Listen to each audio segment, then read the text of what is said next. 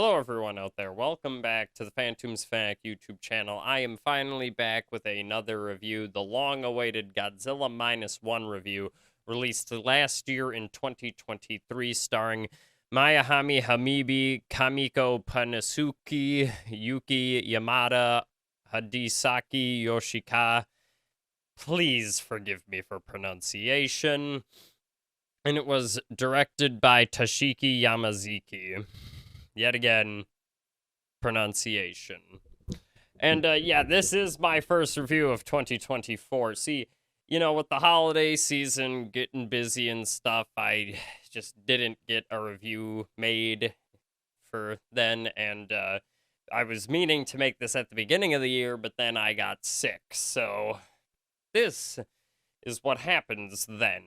But anyways, this is the newest Toho or Japanese-made Godzilla movie, Godzilla Minus One, which the plot of Godzilla Minus One, Japan, already devastated by getting over the war, has to fight a new fight against a creature that was born of the atomic bomb and can lay waste to the Japanese side, and hopefully during this time of repair, Japan can band together and defeat this new threat of Godzilla. So obviously, I am a huge Godzilla fan, as you can tell.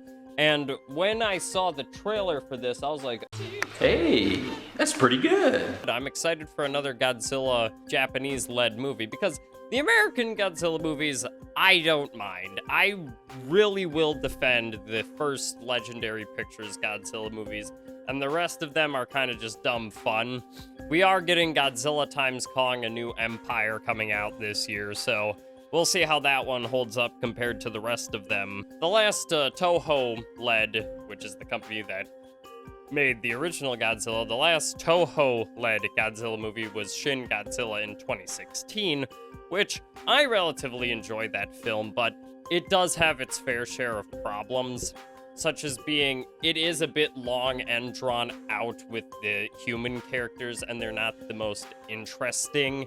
But I get what they were doing with that because they were making a commentary on the Japanese government response with Fukushima. So I see what they were doing with it. I just don't think it necessarily added out to the best in that.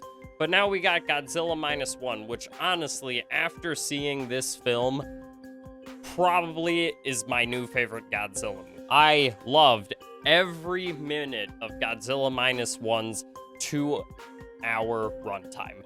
This film really does something different with a Godzilla movie, which the one thing this film does best than any other Godzilla movie is its human story and its human characters. Because a lot of the other Godzilla movies, there are a lot of just focusing on Godzilla, and you want to just see Godzilla fight things, and then you have some human characters to follow alongside that you don't necessarily hate.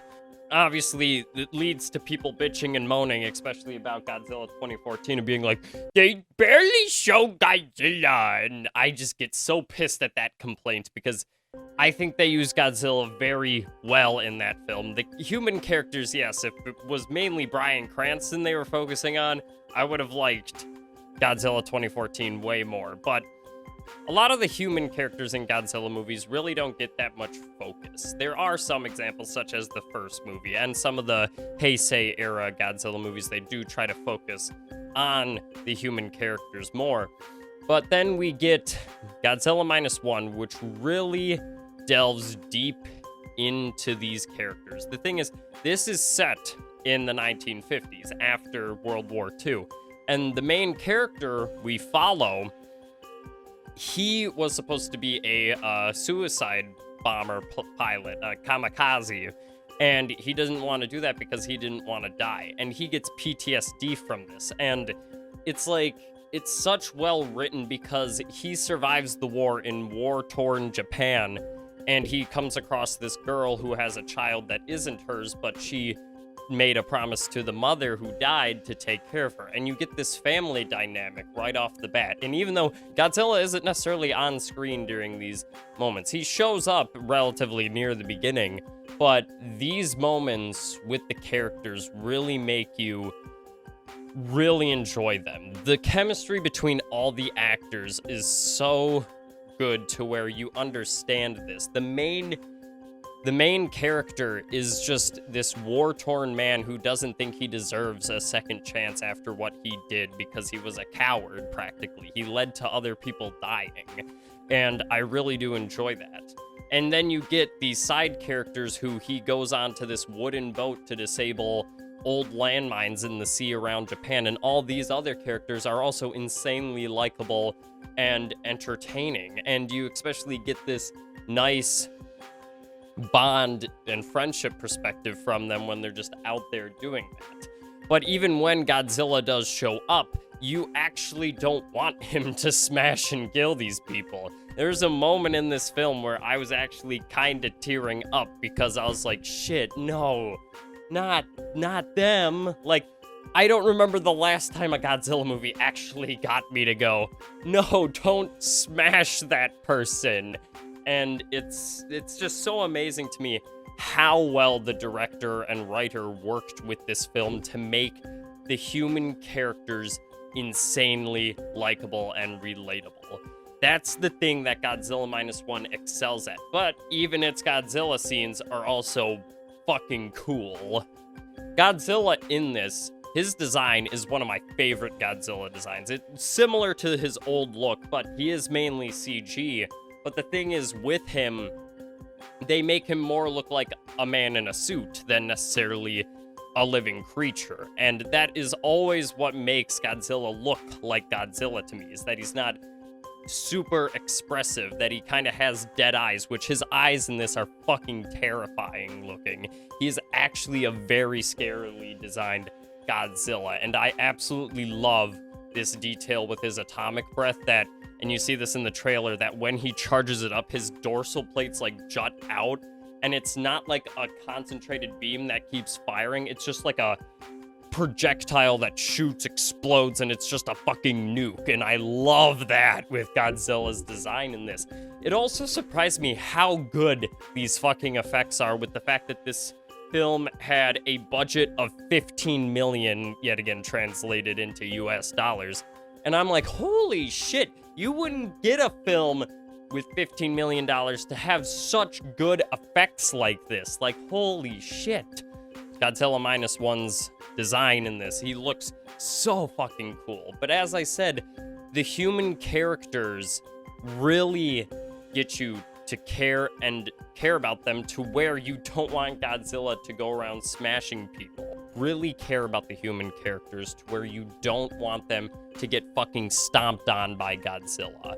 And that is so impressive to me. That's why I think this is my favorite Godzilla movie. It does something different, but then still delivers us a good amount of kaiju action and destruction. And also, the fact that the score in this uses some of the old cues from Godzilla's March, one of my favorite themes in all of cinematic history. And I absolutely love when they use it in this movie. I was literally like bumping my head up and down when I was hearing that, because I was like, fuck yeah! And especially, I love that this movie takes place when Japan is repairing itself, but then they have to band together because they're not going to get any outside help to defeat this bigger threat of Godzilla created by the atom bomb. Also, the film is beautifully shot. Even though it is a $15 million budget, the amount of cinematography and gorgeous shots that they're able to have, especially with like sunlit characters when the characters are at ocean, especially with Godzilla's like final attack, that is such a cool ass scene. And I love all of it, and especially the characters' dilemmas and stuff. It all works out so well. Even though you can kind of see where certain things are going, it's played up insanely well to where you really enjoy the characters, care what's going to happen to them, and care about what you're seeing on the screen that isn't just Godzilla.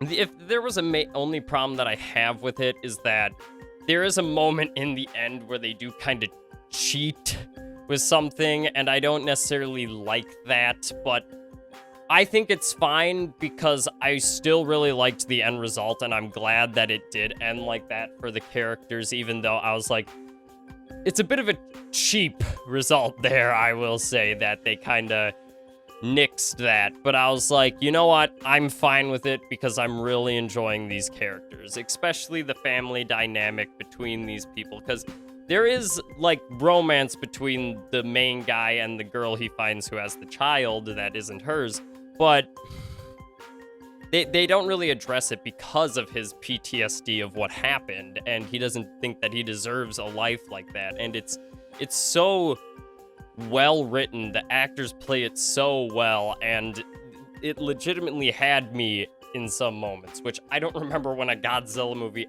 actually had me caring this much about the human characters, to where I was like, Godzilla, can you just leave them alone, please? But yeah, I absolutely loved Godzilla -1. As I said, I loved all the scenes with Godzilla in them and all the scenes without Godzilla in them.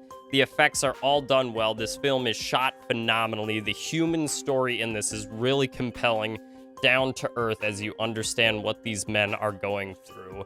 And yeah, everything in this is pretty much perfect for me. So if this wasn't obvious enough, Godzilla -1 for the rating is going to get 5 radioactive atomic breath that can lay waste to cities easily out of 5. And I did make a poll on the YouTube channel with this, and yes, people predicted that I would give it a 5 out of 5. This film deserves a 5 out of 5. Other than that little moment that did feel me a bit gypped, I'm able to look over that and enjoy the rest of it and still reward it a 5 out of 5. And if I recommend Godzilla -1, yes, I have gave nothing but praise to this movie. Please go see this, especially in theaters. I love that it is doing so well in the American box office. But yeah, this film really is a great true return for Godzilla. And as I said, I am gonna see Godzilla x Kong when that comes out, but I don't think it's going to reach the levels that this film did. But yeah, that'll be it for this review, so please make sure to like, subscribe down below, check out the channel, and later this week, I will have a top 5 movies of 2023, and I will have just a relatively update video in the same video. The top 5 movies of 2023 is also when I'm going to be giving a channel update, what I'm going to be changing and stuff like that. So please be on the lookout for that. And I will see you all next time. But just remember, never drop a nuke where a dinosaur might be, or else he'll turn into a giant radioactive motherfucking lizard that'll mow your ass down with an atomic breath. So, see ya.